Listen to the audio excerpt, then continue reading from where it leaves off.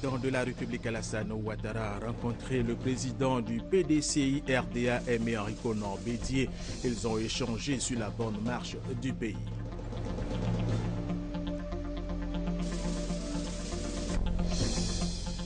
L'école connaît d'énormes difficultés dans la sous-préfecture de Ouélé, région de Lifou. De nombreux enfants sont toujours à la maison et mois après la rentrée scolaire à Kouassi-Kouakoussekro et à Ouélé-Koumanou. Éliminés de la course pour le titre de championne d'Afrique, les éléphants de Côte d'Ivoire jouent leur ticket qualificatif pour le mondial 2015 ce samedi en Afrique du Sud. Mesdames et messieurs, bienvenue et merci de regarder RTI 1. Commençons par cette information triste. Le monde de la musique en Côte d'Ivoire est en deuil. L'artiste musicien Johnny Lafleur est décédé dans la nuit d'hier. À ce samedi, nous y reviendrons.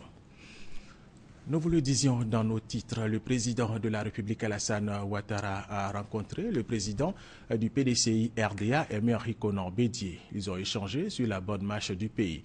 Ils ont abordé les questions touchant la commission électorale indépendante, la prochaine élection présidentielle. Et le chef de l'État a saisi l'occasion pour exprimer sa gratitude au président du PDCI RDA suite à l'appel de Daoukro. Jérôme Kofi Aboulé.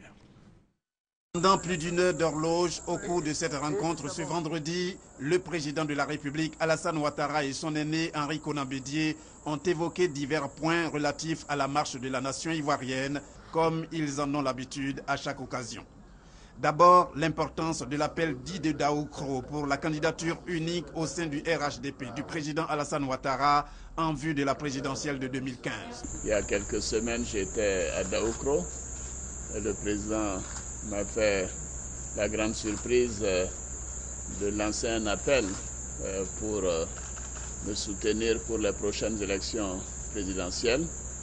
Il était tout à fait donc indiqué que je vienne ce soir le saluer, remercier le président. Président, merci pour la confiance. C'est un événement important parce que ceci donne une grande visibilité à notre pays sur les prochaines années et nous permet de nous concentrer sur le travail du gouvernement en place et de faire en sorte que les progrès qui sont réalisés puissent d'ailleurs se renforcer pour le bien-être de nos populations. Également au menu, la CEI et le Conseil économique et social. Avec le président, nous avons aussi fait un tour d'horizon sur les questions d'actualité, la mise en place la commission électorale indépendante, la prochaine mise en place du Conseil économique et social. Aussi évoqué lors de cette entrevue, le décès de la mère de l'ancien président et le cas des planteurs déguerpis de leur zone d'activité. Nous avons également évoqué les circonstances du décès de la mère de l'ancien président et toutes les dispositions que nous avons prises et que nous comptons prendre pour que donc les choses se passent dans des conditions donc appropriées.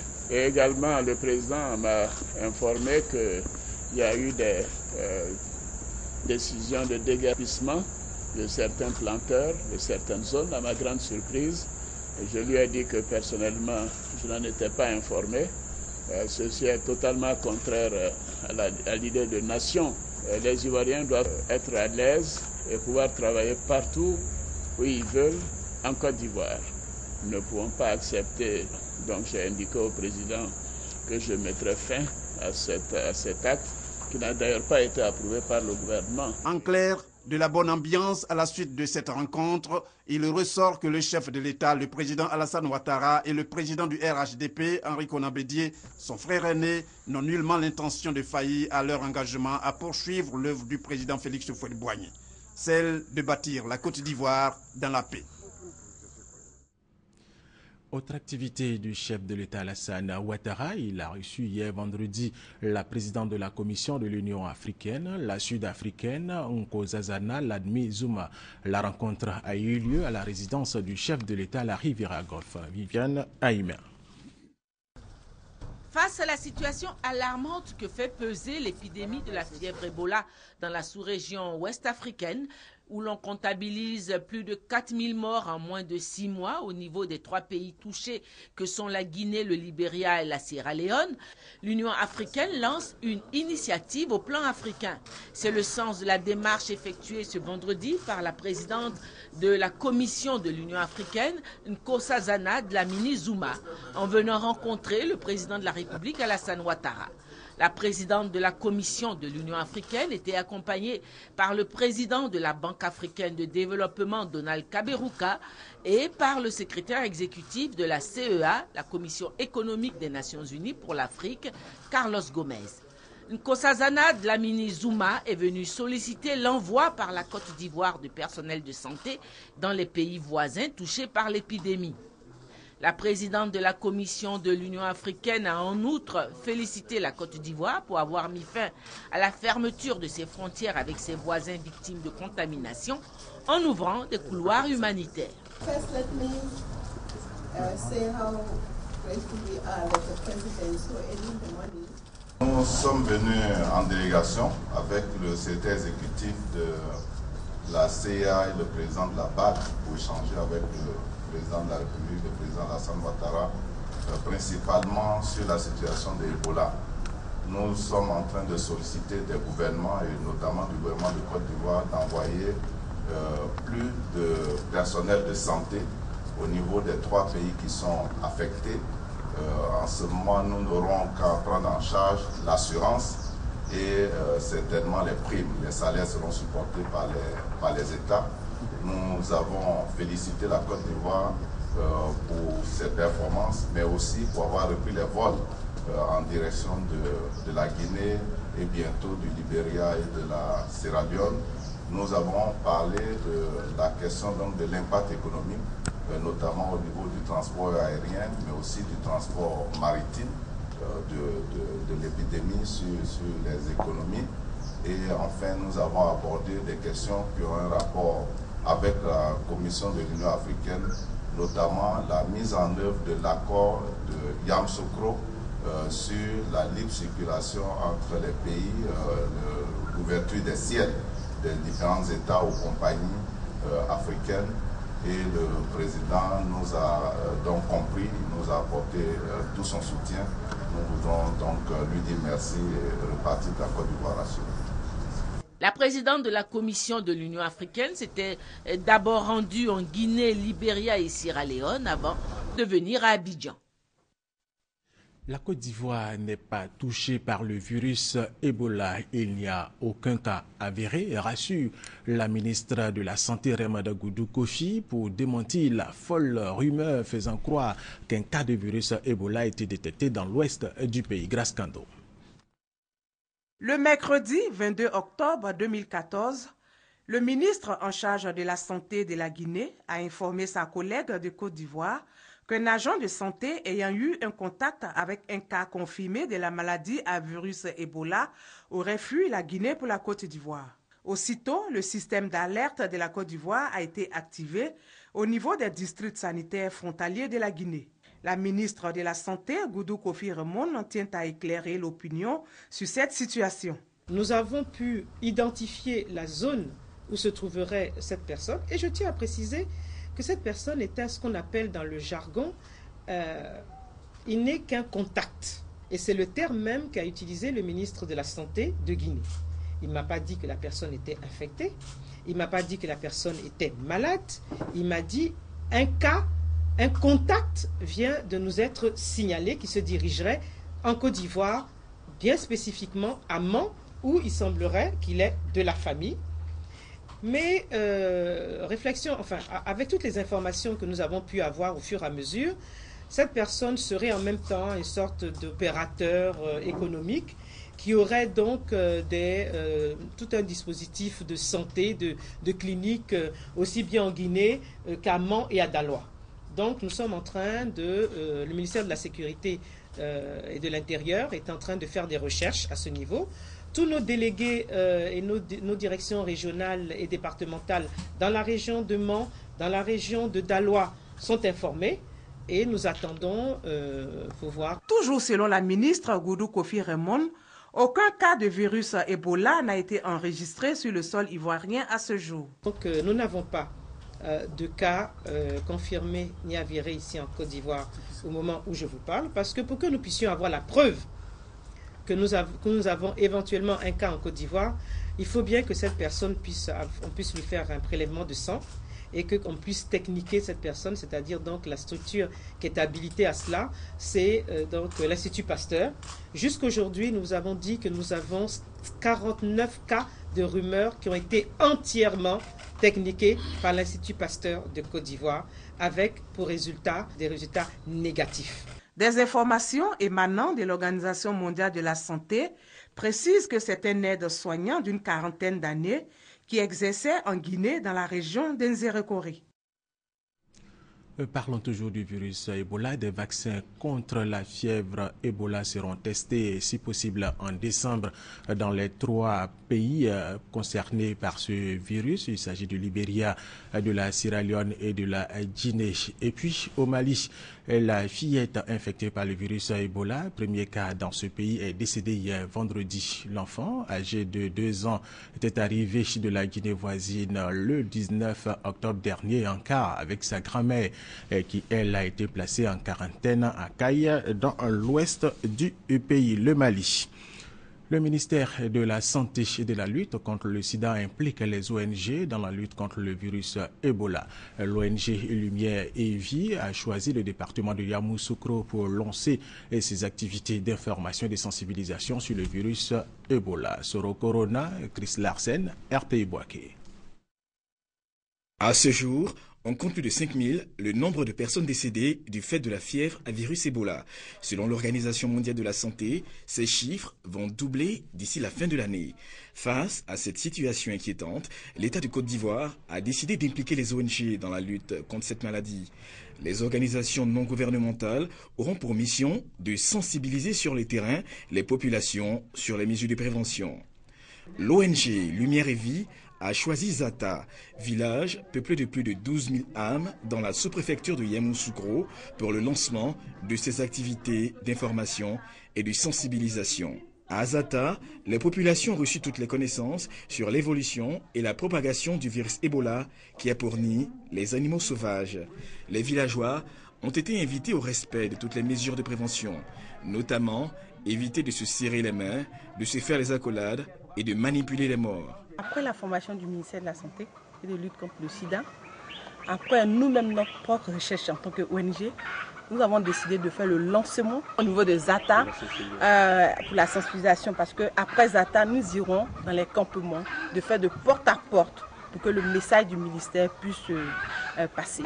Faire un appel à nos cadres, à nos autorités, nos grands joueurs, nos chanteurs de vraiment faire quelque chose. Ce n'est pas une histoire du ministère de la Santé seulement, ça doit être une histoire du peuple ivoirien. L'ONG Lumière et Vie a invité les populations rurales à se tourner davantage vers la consommation du poisson. Un concours culinaire avec des mets à base de poisson a été organisé pour montrer aux parents que le poisson peut remplacer valablement la viande de brousse. Restons dans le domaine de la santé. Les sages-femmes des districts sanitaires de Fresco, Gueyo et Sassandra, réunies au sein de la section locale du syndicat des sages-femmes de Côte d'Ivoire, s'engagent à lutter contre le cancer du col de l'utérus. On en parle avec Serge Gongomer. Véritable problème de santé, le cancer du col de l'utérus est au centre des rencontres des sages-femmes en Côte d'Ivoire. Le sujet est abordé au cours des travaux annuels du syndicat des sages-femmes de Côte d'Ivoire, section Sassandra. Une conférence animée par le docteur H. Justin, gynécologue au CHR de San Pedro. À travers une projection par diapositive, Dr H. Justin a expliqué les manifestations du cancer du col de l'utérus pour permettre aux femmes de reconnaître la maladie afin de mieux faire face à son traitement. La conférence a été suivie d'une séance de dépistage précoce du cancer du col de l'utérus et du sein. Je viens de faire mon dépistage. Vraiment, j'invite toutes les femmes à faire leur dépistage. 250 femmes ont été dépistées pendant ces 2 jours et 3 d'entre elles ont été déclarées positives. Céline Ayayao, secrétaire de la section locale de la CISAFSI, donne les raisons de cette séance de dépistage précoce du cancer du col de l'utérus et du sein. Depuis quelques années, nous avons constaté que les cas de cancer du col et du sein sont en train de se multiplier. Malheureusement, nous ne pouvons pas faire le dépistage précoce sur site parce que nous ne sommes pas formés. Les membres de la section locale du CISAFSI ont été présentés au préfet de région représenté à cette cérémonie par Bonaventure Goulei, sous-préfet central de Sassandra, et au bureau national du CISAFSI conduit par sa secrétaire générale Maïmouna Fofana Kangouté.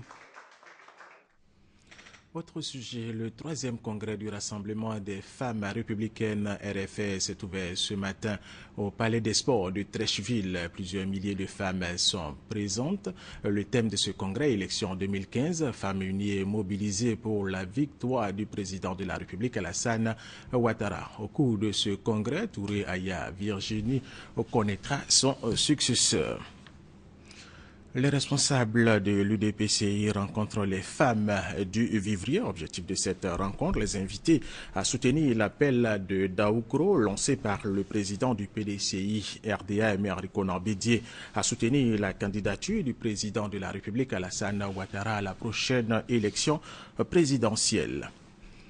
Le président de l'Assemblée nationale française, Claude Barthelone, en Côte d'Ivoire depuis jeudi, à l'invitation de son homologue ivoirien Guillaume Soro, était hier à l'hémicycle. Il a partagé l'expérience française en matière de démocratie avec les députés ivoiriens. Léon Broukwame. Palais de l'Assemblée nationale ce vendredi, aux côtés des 227 députés sur les 255 de la législature Soro, des chefs d'institutions avec à leur tête le Premier ministre Daniel Kablan-Duncan. Tous sont venus écouter le chef du Parlement français, Claude Barthelone, invité par son homologue ivoirien à partager avec son institution quelques pans de la démocratie française. Notre volonté commune de faire de notre Assemblée une institution moderne et modèle reste vivace et les apports d'une assemblée d'expérience comme celle que vous dirigez nous seront toujours utiles.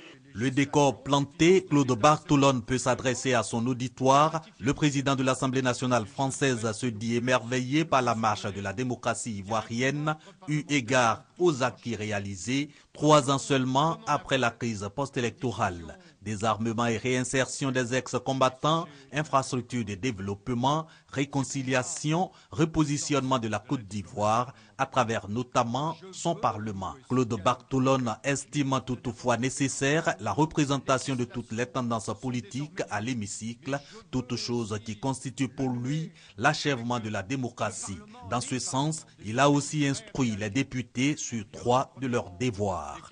Le premier devoir qui nous incombe, c'est de lutter sans relâche pour l'indépendance de nos parlements. Le second devoir, c'est celui de l'exemplarité. Il en va de notre crédibilité, de la crédibilité de la classe politique dans son ensemble. Il en va du lien de confiance qui doit relier nos peuples à leurs représentants et donc de la stabilité de la vie politique. Le troisième devoir, selon moi, est justement cette nécessité absolue de nouer avec les autres parlements de par le monde des relations de coopération suffisamment denses pour nous rendre plus forts collectivement. Dans son intervention, le président de l'Assemblée nationale, dont la visite intervient 3 mois après celle du chef de l'État français, a insisté sur l'amitié ancestrale entre son pays et la Côte d'Ivoire depuis les 2 guerres mondiales en passant par l'ère de feu le président Félix Houphouët-Boigny. Et puis en compagnie de l'ambassadeur de France en Côte d'Ivoire et de plusieurs chefs d'entreprise françaises, Claude Barthelone a pu visiter hier le port autonome d'Abidjan, les différents ponts, les ponts Félix Houphouët-Boigny, De Gaulle et celui en construction est presque achevé, le pont Emery Konan Bédié. Au cours de près d'1 heure de visite sur la lagune, il a été entretenu par ses compatriotes sur les atouts et les perspectives de la Côte d'Ivoire.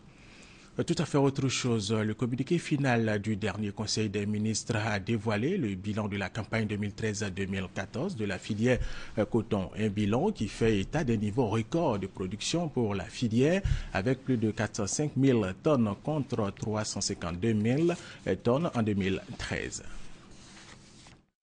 À l'instar du cacao, le coton ivoirien se porte bien. c'est que le bilan de la campagne 2013-2014, rendu public à l'issue du dernier Conseil des ministres, annonce 405 226 tonnes contre 352 000 tonnes lors de la campagne 2012-2013, soit une production en hausse de 15,07%. Avec cette production, record de la campagne 2013-2014, les revenus distribués aux agriculteurs sont estimés à plus de 101 milliards de francs CFA. Dans le but de consolider cette embellie, le dernier Conseil des ministres a approuvé l'affectation du montant prévu pour la subvention à la revalorisation du prix. Ainsi, retenons que le prix du coton bord-champ pour la campagne 2014-2015 est fixé à 250 francs CFA le kilogramme. La filière banane a aussi été évoquée au cours de ce Conseil des ministres. Après accord de l'État, un programme de mesures d'accompagnement du secteur de la banane dénommé MAB va être mis en œuvre en vue de faciliter davantage l'accès de la banane ivoirienne au marché européen. En outre, le programme MAB vise à améliorer l'outil de production des plantations existantes, la création de nouvelles plantations villageoises et la préservation de l'environnement. Ce programme est financé en partie par l'Union européenne. Et c'était un commentaire d'Adama Kone. La délégation régionale du Conseil du café cacao d'Aboasso a rencontré les acteurs de la filière de la dite localité. Objectif, les sensibiliser aux nouvelles dispositions mises en place par le Conseil café cacao pour la campagne 2014-2015. Francis Boafo. Le département d'Aboasso dans la région du Sud Komoué a été classé premier en matière de production du cacao pour la campagne 2013-2014. De 31 000 tonnes de fèves de cacao en 2013, la production est passée à 44 000 tonnes en 2014, soit une augmentation de 43%. Selon le délégué régional du Conseil café cacao d'Aboasso, cette performance est à mettre à l'actif de toutes les forces vives de la région pour leur appui dans la lutte contre la fuite du cacao vers les autres départements et les pays voisins. Autre point, la distinction du doyen Bléoué Aka en qualité de meilleur producteur de cacao lors des dernières journées nationales du cacao. Cette rencontre des acteurs de la production et de la commercialisation du cacao et du café a été l'occasion d'annoncer les nouvelles dispositions prises par le Conseil pour la campagne 2014-2015. Il s'agit entre autres du prix bord-champ qui est passé de 750 à 850 francs le kilogramme de cacao et de la déclaration en ligne des achats sur la plateforme mise en place par le Conseil café et cacao. L'objet de cette mission, c'est de pouvoir sensibiliser tous les acteurs de la filière café-cacao sur le démarrage de la campagne et le respect des procédures qui sont mises en place en ce qui concerne la commercialisation intérieure. Emboîtant le pas au Conseil café-cacao, les autorités préfectorales décident de s'engager dans la lutte contre le racket et autres formes d'entrave à la commercialisation du café et du cacao dans le département d'Aboasso. La 5e édition des Journées nationales de la qualité a pris fin hier vendredi. Plusieurs recommandations ont été faites dans la création d'un fonds pour la promotion de la qualité. Guy Roger Nguesson et Patricia Omo ont suivi cette édition pour RTI 1. Un fonds pour promouvoir la qualité et un observatoire national de la qualité. Organes de veille. Ce sont entre autres les recommandations des 5e Journées nationales de la qualité. La problématique au cœur des échanges a été la notion de performance des entreprises. Une performance qui passe par un management de qualité, à savoir une démarche stratégique, cohérente, crédible et durable. Les résultats qui en découlent doivent être appréciés par les consommateurs. C'est la population qui consomme tout ce qui est produit par les entreprises, par les administrations. La population doit exiger la qualité, mais dans l'ordre. La population doit faire en sorte que les entreprises qui jouent avec la qualité, qui sont capricieuses du point de vue de la qualité, que cette population amène ces entreprises à mieux faire.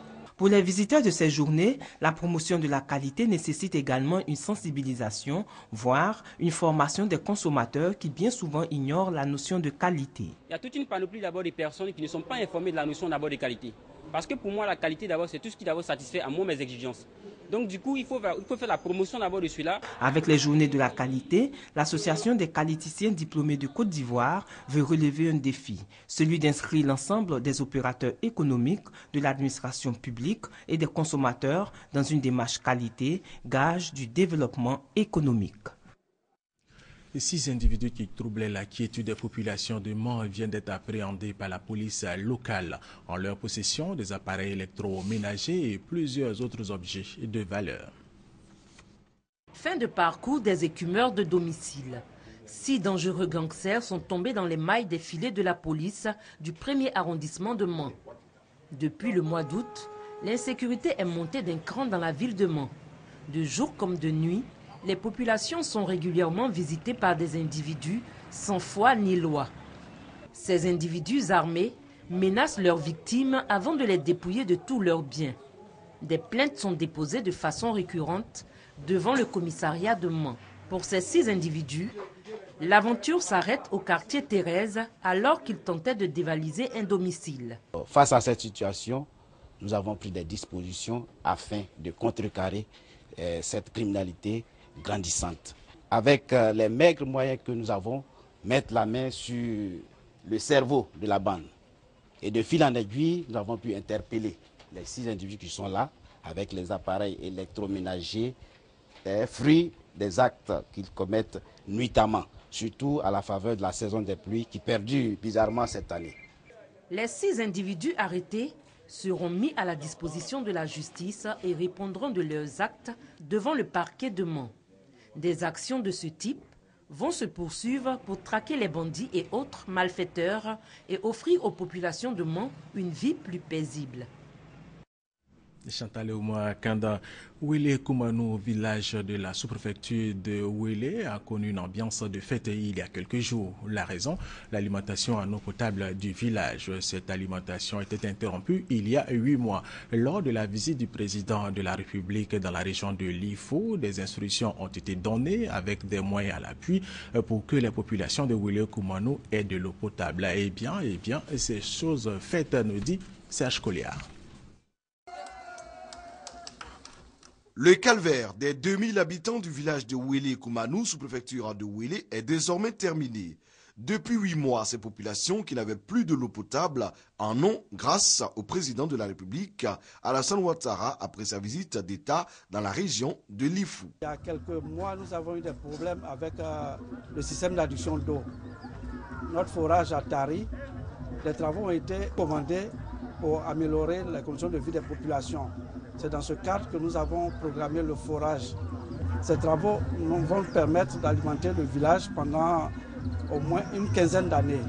Et le coût global des investissements sont de l'ordre de 100 à 150 millions. Et pour une population comme la nôtre, c'est vraiment un cadeau que l'État nous fait. Les populations de Wélé Koumanou sont heureuses et elles ont donc décidé de fêter l'événement. Ce jour, pas question d'aller au champ ou mener toute autre activité. Les populations, avec à leur tête les chefs traditionnels, les sages, des cadres du village, les jeunes et les femmes se sont retrouvés à la place du village pour chanter et danser au rythme de l'aboudan, de la gyosse et du cléba. En plus de l'eau potable désormais disponible à Wélé Koumanou, les populations voudraient la construction d'un centre de santé, d'une école maternelle et d'une deuxième école primaire pour une meilleure scolarisation de tous les enfants du village de Wélé Koumanou. Ces infrastructures permettront aux populations de ce village de mieux se soigner et scolariser tous les enfants du village. Voilà, l'école connaît quelques difficultés dans la sous-préfecture de Wélé, région de Lifou.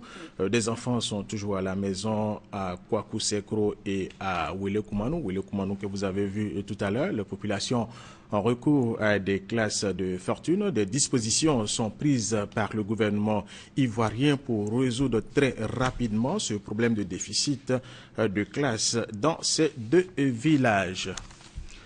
Éliminés de la course pour le titre de championne d'Afrique, les éléphants de Côte d'Ivoire jouent le ticket qualificatif pour le mondial 2015 ce samedi en Afrique du Sud. Anne-Marie Nguessan.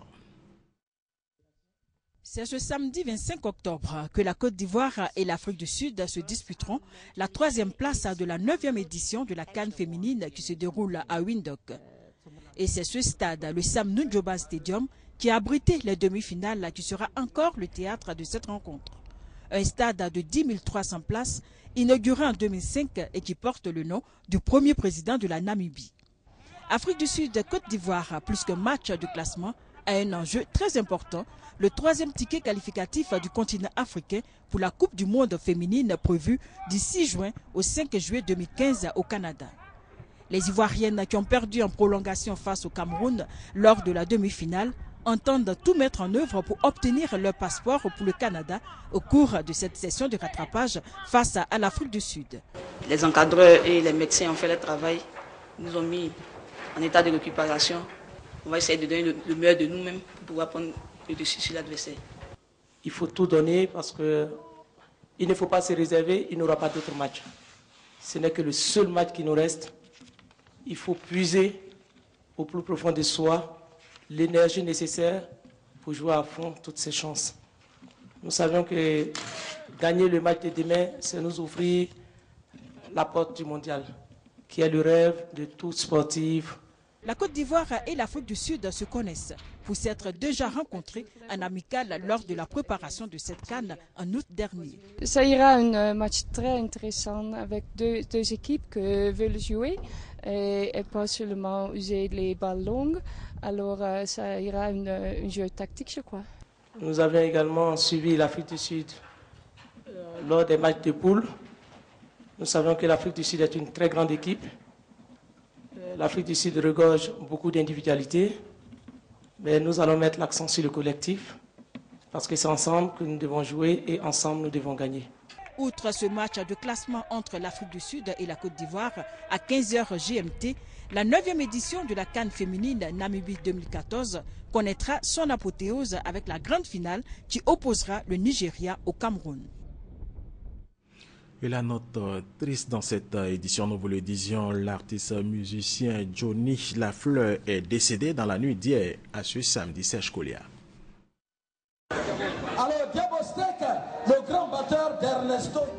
La nouvelle est tombée ce 25 octobre 2014.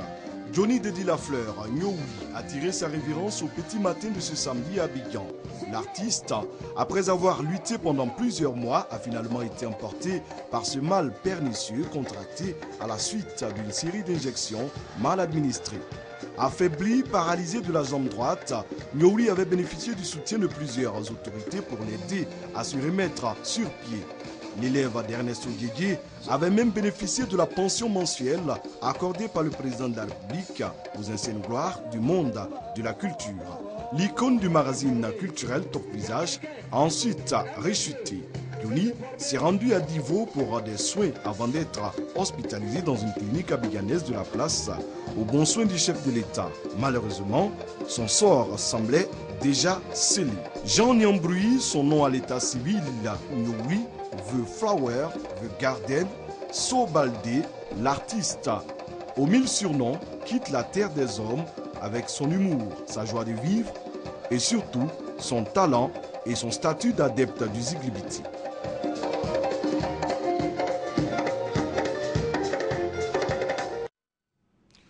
Décès également d'Assalé Best, musicien, ancien chef d'orchestre de l'ORTI. Assalé Best est mort le 22 octobre dernier des suites d'une longue maladie. C'est la fin de cette édition. Merci de l'avoir suivi. Bonne suite des programmes sur RTI 1.